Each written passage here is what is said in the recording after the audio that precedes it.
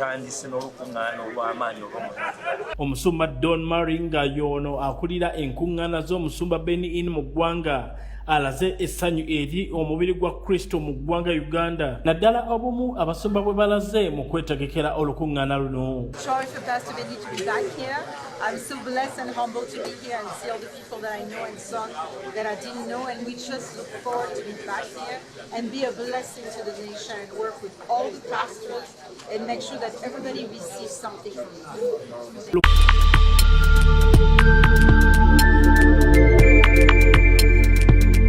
You are watching BGPTV, The Father's Heart. Entegeka z'olukuŋŋaana lw'enjiri nga lukulembeddwamu omusumba HINN olugenda okubaawo wano omwaka ogujja wakati w'ennaku z'omwezi 3 mu mwezi ogwa January n'ogwokubiri nga 2 luggiddwako engalo wano mu kibuga Kampala okulaba nga olukuŋŋaana luno lutegekebwa bulungi. Luno lutandise n'okutondawo olukiiko olugenda okuddukanya olukuŋŋaana luno era nga lubadde lukubirizibwa omusumba Robert Kayanja wali ku hoteli ya Sheraton mu Kampala. Luno lwetabiddwamu abasumba abatutumufu mu ggwanga bangi okuli omutume Alex Mitala, omutume Grace Lubega, omutume John Bunjo n'abalala bangi era nga n'oyo akulira enkuŋŋaana za musumba HINN mu nsi yonna Don Murray talutumidde mwana. Okusinziira ku musumba Robert Kayanja, omusumba HINN adda mu ggwanga okulaba ki Katonda kyakoze mu ggwanga Uganda okuva lwe yakoma okujja muno emyaka 14 emabega ssaako n'okubuulira enjiri wamu n'okuzzaamu amaanyi eri ekkanisa ya Kristo mu ggwanga Uganda. Nnyo okuddayo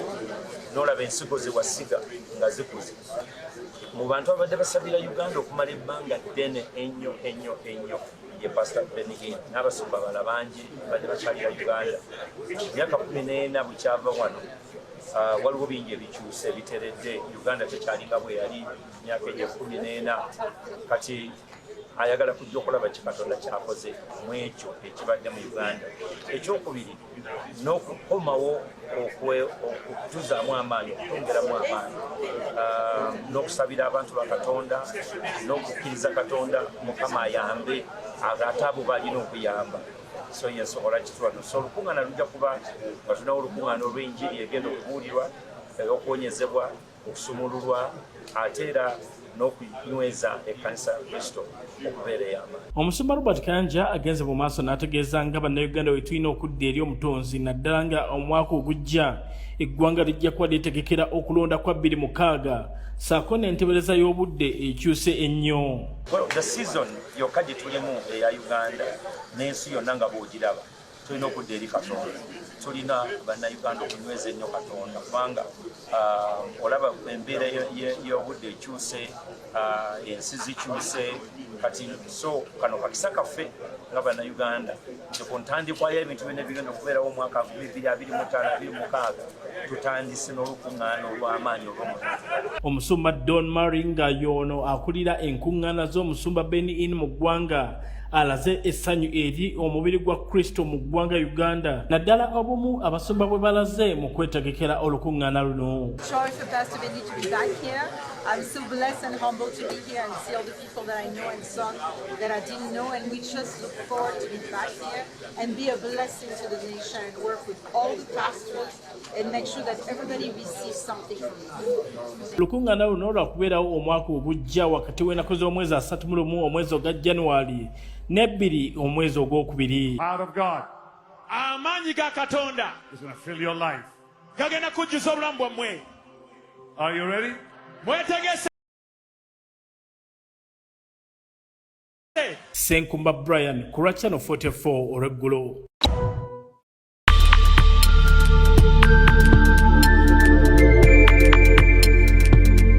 You are watching BGPTV, The Father's Heart. Entegeka z'olukuŋŋaana lw'enjiri nga lukulembeddwamu omusumba HINN olugenda okubaawo wano omwaka ogujja wakati w'ennaku z'omwezi 3 mu mwezi ogwa January n'ogwokubiri nga 2 luggiddwako engalo wano mu kibuga Kampala okulaba nga olukuŋŋaana luno lutegekebwa bulungi. Luno lutandise n'okutondawo olukiiko olugenda okuddukanya olukuŋŋaana luno era nga lubadde lukubirizibwa omusumba Robert Kayanja wali ku hoteli ya Sheraton mu Kampala. Luno lwetabiddwamu abasumba abatutumufu mu ggwanga bangi okuli omutume Alex Mitala, omutume Grace Lubega, omutume John Bunjo n'abalala bangi era nga n'oyo akulira enkuŋŋaana za Musumba Benin mu nsi yonna Don Murray talutumidde mwana. Okusinziira ku Musumba Robert Kayanja, Omusumba Benin adda mu ggwanga okulaba ki Katonda kyakoze mu ggwanga Uganda okuva lwe yakoma okujja muno emyaka 14 emabega ssaako n'okubuulira enjiri wamu n'okuzzaamu amaanyi eri ekkanisa ya Kristo mu ggwanga Uganda. Nnyo okuddayo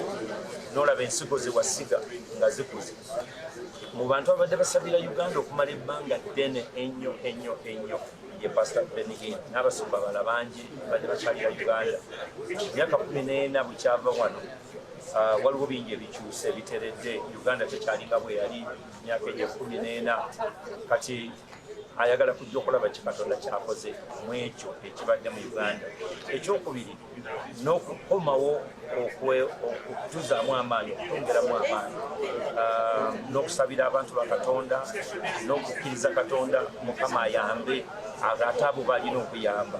So yensobola kitwano so olukuŋŋaana lujja kuba nga tunawo olukuŋŋaana olw'enjiri egenda okubuulirwa okuwonyezebwa okusumululwa ate era n'okunyweza ekkanisa ya Kristo okubeera ey'amaanyi. Omusumba Robert Kayanja agenze mu maaso n'ategeeza nga bannayuganda bwe tulina okudda eri omutonzi naddala nga omwaka ogujja eggwanga lijja kuba lyetegekera okulonda kwa 2006 saako n'entebereza y'obudde ekyuse ennyo. The season yokka gye tulimu eya Uganda n'ensi yonna nga bw'ogiraba tulina okudda eri Katonda.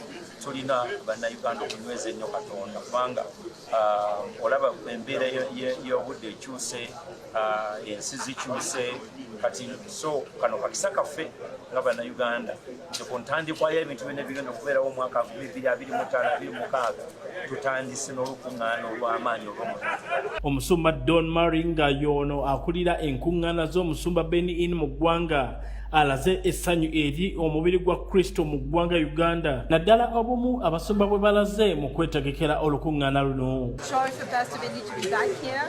I'm so blessed and humbled to be here and see all the people that I know and some that I didn't know, and we just look forward to be back here and be a blessing to the nation and work with all the pastors and make sure that everybody receives something from it. Olukuŋŋaana luno lwakubeerawo omwaka ogujja wakati w'ennaku z'omwezi 31 omwezi ogwa January n'ebbiri omwezi ogwokubiri. Out of God amaanyi ga Katonda is going to fill your life. gagenda kujjuza obulamu bwammwe. Are you ready? Mwetegese. Senkumba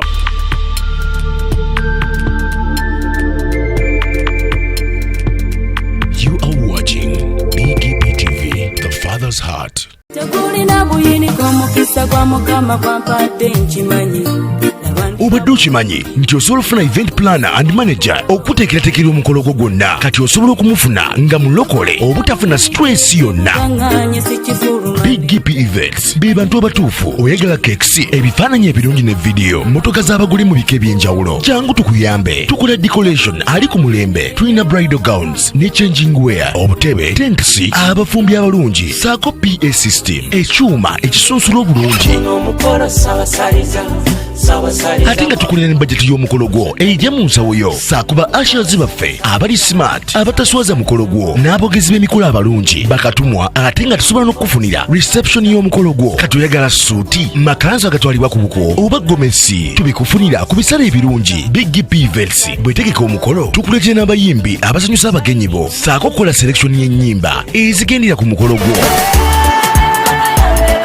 Esimu 07758681 oba tusange Facebook page yaffe oba Twitter, YouTube ne Instagram. Blessed Charles, Blessed Gospel Promotions. BGPevents twewaayo for excellence, flexibility, time, integrity and hard working.